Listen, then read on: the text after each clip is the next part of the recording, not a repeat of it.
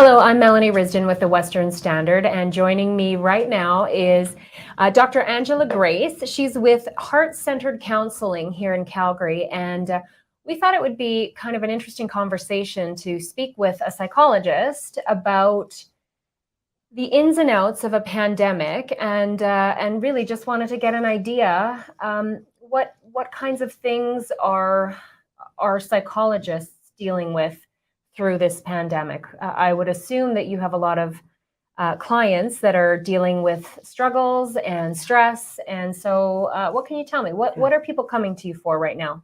Well, I'll tell you, first of all, my training never trained me for dealing with a pandemic. Yeah, let's start with your training. Yeah. Well, I've got a PhD in counseling psychology and educational psychology. And so I do private practice counseling and school assessment. And I also do a lot of trauma work, work with first responders as well. And so when the pandemic hit, all of us had to pivot.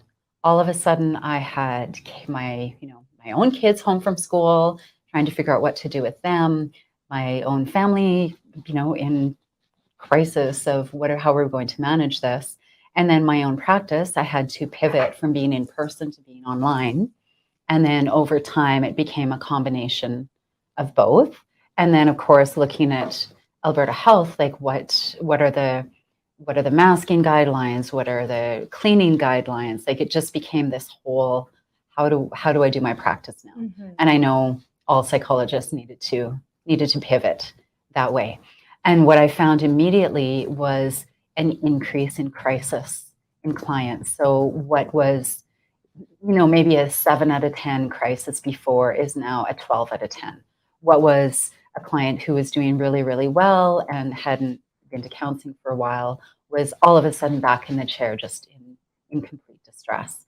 So it's been this range of individuals worrying about the pandemic and how their life was going to change, to families worried about how we were going to deal with our kids.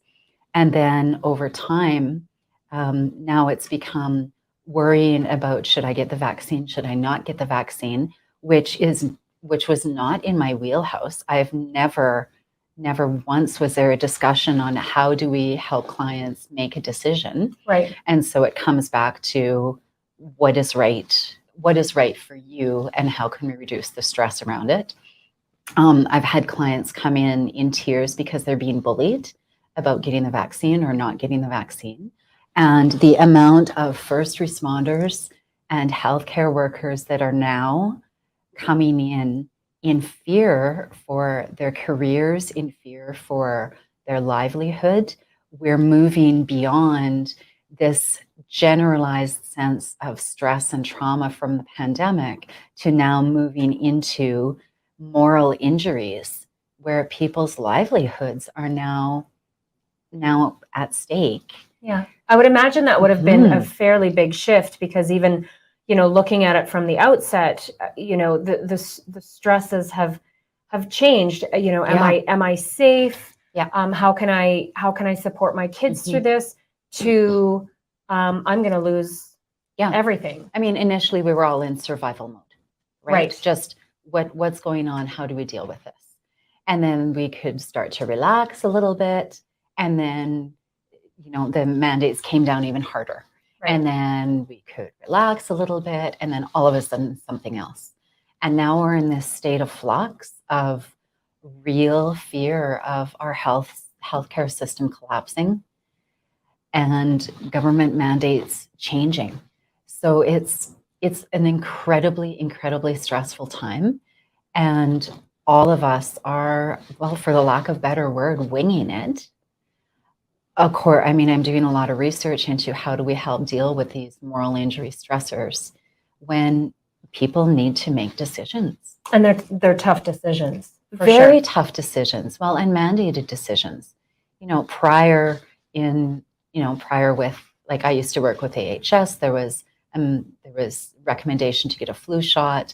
At one point, I decided not to get the flu shot. Not that I'm vaccine, not that I'm against it. I just decided, I'm not doing it this year. Right. And then there was a breakout, and I was off work for 3 days without pay because I I was at risk and patients were at risk.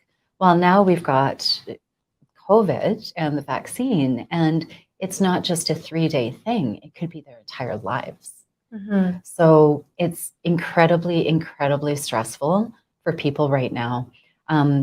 Some of the first responders and healthcare workers that I'm working with now are saying things like, I worked in the hospital for more than a year, frontline exposure to COVID all the time, never got sick, or did get COVID, recovered from it, now have the antibodies. And so I've gone from being a praised hero in our province to now being vilified and basically told I'm the devil because I don't want to get the vaccine. Yeah, and it does really ring true when you say bullying. There seems to be, the interesting thing is when you look at, say, early in the year, sort of winter time. I do recall Justin Trudeau, our PM. I recall him saying, we don't want to mandate this. It's going to cause a divisiveness. It's going to cause, it's going to cause issues. Of course, the message has to be that we have to do what is best to get through the pandemic and keep as many people safe as possible. But in your experience and what you're witnessing with your clients, how are they dealing with that divisiveness? How are they dealing? Are you working through? Have you had people come to you? Yeah. So you are dealing with clients that are coming and absolutely and dealing with being, like you said, vilified and I've spoken with many in the healthcare industry as well who are dealing with that sort of it's very black and white right now, and I've had many a tear-filled conversation with healthcare workers who are struggling through that. Very, very much so. Yeah, it's there's enough trauma and stress in their jobs to begin with, and then add on a pandemic with holidays being taken away and needing to work more and not knowing when there's going to be an influx of people, having to triage. Like, it just becomes this what is normal job stressors and PTSD from that. Now it's exaggerated so much more because of the moral injuries. And you involved. mentioned PTSD. Do you suspect that that's going to be a massive burden? Massive, because I can't even say we're in PTSD right now, because that's post-traumatic stress. We are in traumatic stress right now. Like, we have to survive the trauma, and then the healing can happen, and we're surviving it. But our healthcare workers are burned out and stressed, and I see lots of arguments and fights with our government, with vaccine mandates, with information that's being shared. Is it the right percentages? Where's the information coming from? So not only is there divisiveness, but there's this increasing lack of trust that they're going to be taken care of, and that they're going to be able to do their jobs well. And so there's also a lot of confusion around that as well. How can we go from going through 1, 2, 3 waves being fine, now all of a sudden a 4th wave, we're told, you're not going to be able to work anymore. Well, when you've already worked through so much of it. So it's tremendously difficult. And then not only with our healthcare workers, but divisiveness in families. Especially with families of divorce. Do we send this child back to school? Well, one parent wants this, one parent wants this. They try to go at it legally, and the lawyers need to stay out of that too, because they don't, nobody knows what the legality is around. Do I send my child to school? Do I not? What if a parent disagrees? Do I get my child vaccinated? Do I not? What if the parents disagree? So it's this even greater divisiveness. Yeah, and a lot of gray area. Like you're saying, there's just many areas where we've never had to make decisions like this. We've never had to walk through anything like this. So I feel like the gray area makes it even more confusing to make those decisions and when it's you don't multiple know. shades of gray. Yeah. You know. Now, speaking of families, you meet with children. You also counsel children. Have you had many conversations with children through this, and what are you hearing? Well, so primarily the younger children, it's normal stressors for younger children because they don't fully understand, like their parents are looking after them, you know, they're in and out of school, but they're generally coping okay from what I've seen. It's the teenagers that have really been struggling. So since the beginning of COVID, there's been a tremendous increase in eating disorders. And eating disorders are often a result of inability to cope, inability to deal with stress, combined with being isolated, with the social isolation. Now it's very interesting because so March 2020, schools were shut down. We didn't really know what was going on. And then 2020, 2021 school year, there was a choice of homeschooling, you know, online schooling, going to school, and those who did go to actual schools, they were in and out of schools. And so now what I'm finding is kids going back to school, there is a tremendous amount of social anxiety because for those 16 months or whatever amount of time that was, there was not normal developmental socialization. So now we're getting kids who started grade 10 before the pandemic. Pandemic happened, rest of grade 10, grade 11. Now they're in grade 12 and they've got their futures to think about, but yet they've had this 16-month gap. And so that's worrisome. And for the younger kids, like I was a former teacher as well and do assessments. So for the younger children, if we think about kids in kindergarten who started prior to the pandemic, which is a formative year, and then all of a sudden they're out of school, they're out of kindergarten, then they're in and out of grade 1. So really now these little kiddos have now started grade 2 without the foundation of normal schooling. And that whole other topic will be teacher stress as well. Right. So we have this, 16, 18-month gap without normal development, without life as we knew it. And then we add on the whole, Alberta education curriculum debacle that's happening right now. There's just layer upon layer upon layer of stressors for families, for individuals, for corporations, for government. Like we are all in this major state of crisis. Now, when you're talking about families, I remember probably about maybe April or May of 2020, they were really concerned about the lockdown causing a lot of harm in families, family violence. Do you have anything you can speak to for that? Did you see an uptick? What was your experience with your clients? Well, so I don't work in the area of domestic violence, so I can't speak to those numbers or percentages, but I can say in the population that I work with, the people that really, really like their partner are doing okay. The families, the marriages that were, or, like roommate situations that were struggling prior to the pandemic, it's exacerbated. I think, so my opinion is there's going to be a lot of divorces coming up. Right. If people didn't like their partner very much. Yeah, being in close quarters. Being in close quarters. Yeah. Well, and then there's the whole financial stressors that people have gone through as well. Absolutely. With getting the CERB and now having to pay it back. It's really problematic. So with the clients that you work with and as a psychologist in general, what kind of advice can you, that we're walking into some pretty stressful months. We're moving towards Christmas. There is the potential for hundreds of thousands of people to be without work and losing their jobs within the coming months. Being told they're not going to get EI. Right. Yeah. What can you say? What kinds of things can you be suggesting for helping people? Well, one of the things, clearly to acknowledge the stressors and reach out for help. So there's community services for help. There's Canadian Mental Health. There's a number of organizations, if you can't afford private practice, So absolutely reach out for the resources.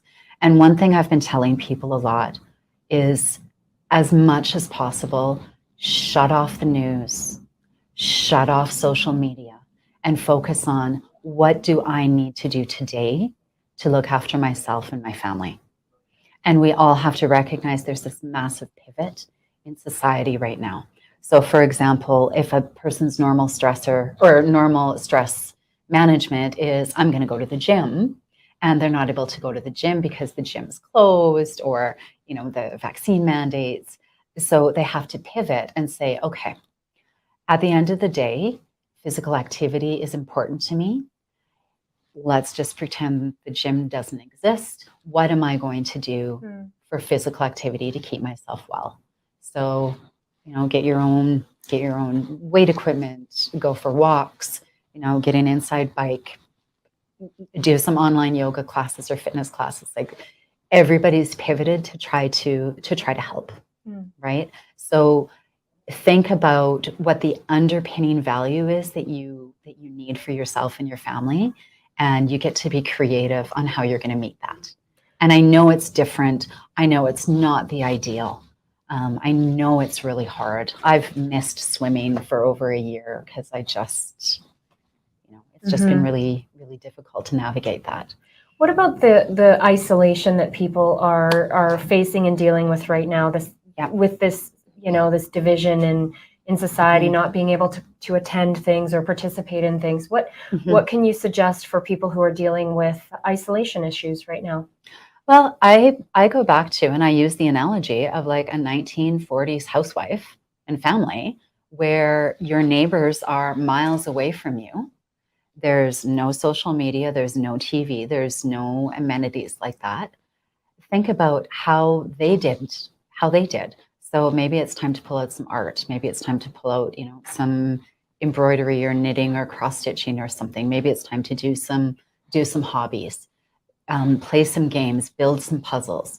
I encourage people. So there's a theory of depression recovery where we have a whole bunch of nerve endings in our hands. And so doing things with your hands can help stimulate a creative part of your brain and get out of the worry part of the brain. So get busy with your hands in doing something that is meaningful to you, even coloring. Like, I had a ton of, of course, I wouldn't color when I'm seeing a client on Zoom, but if I've got a boring meeting and I don't want to stare at a screen all day, or a screen for a couple hours, I'll either cross stitch or I'll color, and I'm still paying attention, but I'm not getting the blue light from the screen. So I think of, how do we pivot and do the things that are meaningful when we're not able to live life as we knew it and be out amongst all these activities and all this busyness.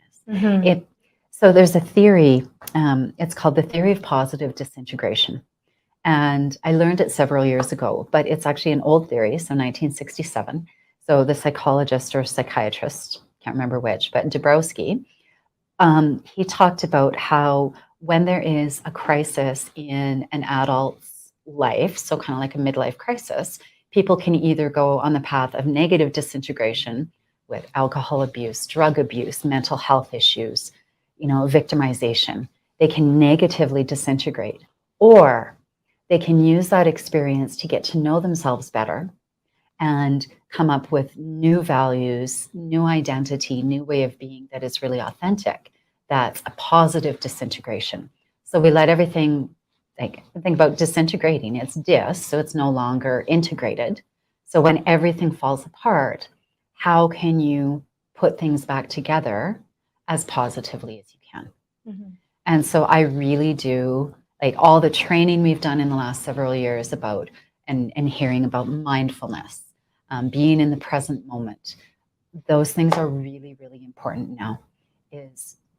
I personally got caught up in going down the social media rabbit hole, or the online media rabbit hole, and all of a sudden it's 11 at night and I'm still on my phone reading about stuff.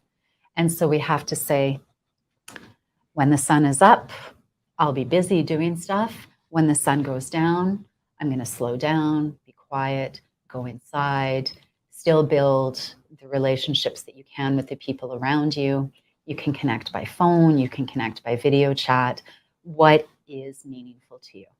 So this entire situation with COVID, if we personally look at it, how can it be a reset for what is important, what is valuable, and how we truly, really want to spend our time?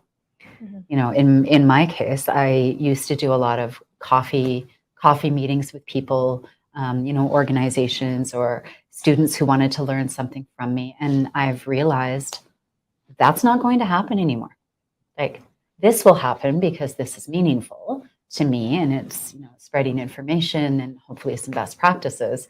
But if you just wanted to chat with me at a coffee shop, not going to happen. Right.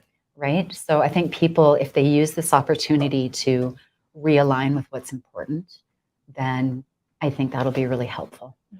And I think too, it's about making the best of it as well. I know for myself, you know, we talk through our family about doing Zoom calls, and they're never the same as quite sitting with somebody. But if it's the option, and it's going to have you connecting, and it's going to have you keeping up with family, checking in with people, having them sort of check in with you, then I think it becomes the best option versus nothing. Yeah, right? we have to look at what the best options are. And I call it pockets of peace. So what are the things that you do in your everyday life? So every day, every week, every month, what are the routines that give you a sense of peace and calm? You know, is it going to Zoom church on Sunday? Is it listening to some music? Is it binge watching a certain show? Is it playing games with your kids? Is it reading a book? You know, what are the things that sustain you that you can integrate regularly? You know, even animals. Like having a pet. That's our joy. That's in our family. If I could have brought my little kitty, I totally would have brought her with me, right? I know. This is the thing. If you can find pets, if you can get pets involved, the Humane Society has a ton of pets available right now. Yeah, so absolutely. And you know what? It's turning to kindness, right? And supporting, and honestly, people need to get off social media with all the immediate snapping that is happening right now. I worry about going into the darker months as well, right? Well, heading into the cold months where we're going to be sort of buckling down even further. And I would assume for a psychologist, those are likely your busier months with seasonal affective disorders. Oh yeah, absolutely. So, you know, prevention for that, like look at the vitamin C, vitamin D, omega-3 fatty acids. Talk to your doctor about what supplements can be helpful, what vitamins can be helpful during stressful times, right? And I also highly recommend that if people struggle with the darkness, like I do, is to get a seasonal affective disorder lamp and have it 15, 20 minutes first thing in the morning. So I call it my meditation time. I get up, I make my cup of tea, I put on the lamp like as close as I can to my face, read a book for set a timer, read a book for a while, and then I know I've got that bright light. And then I also try to get outside in the morning. I'll admit last year with, the almost minus 40, it was a walk around the block and then I'm done. But get out in the sunshine. Let nature be your healer. And we have to, that's another thing to look at too, nature. Get out in nature and reflect on how our earth has survived through different pandemics, through different tragedies, like different issues, and it heals, right? So people survive, people go on. What's your go-to? What's your main go-to that keeps a smile on your face and keeps you going? Yoga. It's yoga. Yeah, it's yoga. Yeah. Yoga and my dog. Yeah. My dogs. Yeah, yoga and my dog. And of course, my husband is really family. Amazing. And, I have really great family, really great friends. That's great. Right? Yeah. And I also journal and reflect a lot. So writing is another thing that I do. Nice. Yeah. And I'm also a real nutrition person. So I'm looking at what is the most nutrient dense thing that I can ingest to keep myself well. Well, and I imagine that's also a very important key going through stressful times as well. Well, and none of this, like the stressors that people are going through, it's not going to be resolved by a hot bubble bath and a glass of wine. But right now we need those little pockets to remind us that, okay, you need to calm down your nervous system. And I think that's the major thing with the traumatic stress that is happening. Like it is happening across the board for the majority of people, is when your nervous system gets ramped up, that's when issues are going to happen. So we have to turn back to, how can I calm things back down? And some days, of course, are harder than others. But you know what? It's winter. Let's be like the bears. Let's sleep. Let's curl up with warm blankets and fuzzy socks and hot chocolate and, enjoyable movies and just sleep. Well, thank you, Angela, for joining us. One of the things I was going to suggest too, I had somebody share with me a long time ago. When you're dealing with a stressful situation, you're trying to get through something, you're trying to get to the end, the light at the end of the tunnel, is to kind of give yourself incremental things to look forward to. Oh, absolutely. Put it on the calendar, like physically put it on the calendar. Even if it's a walk, even if it's going to be a Zoom call with a family member. Whatever the case, just plan and put it so you can see it.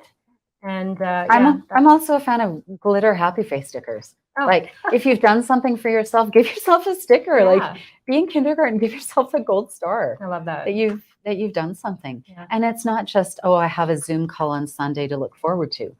Have your pockets of peace every day. My cup of tea in the morning to get my day started. Like, don't talk to me before I've had that, right? Like, you need set yourself first. And you know what? If you're really miserable and having a really rough day and are not fit for human consumption, go have a nap, right? Just look at how you're presenting yourself and dealing with this, and look after yourself first, and then people around you. And how can people get more information or connect with you if they have questions or want to speak with someone? So my website is Heart Centered Counseling. And one resource that I would highly recommend for people is the Psychologist Association of Alberta. They have a number of webinars. They have a number of tip sheets that are easily accessible. And then they also have a referral source for working with psychologists as well. So the PAA has put out an excellent number of information sheets that people can easily access.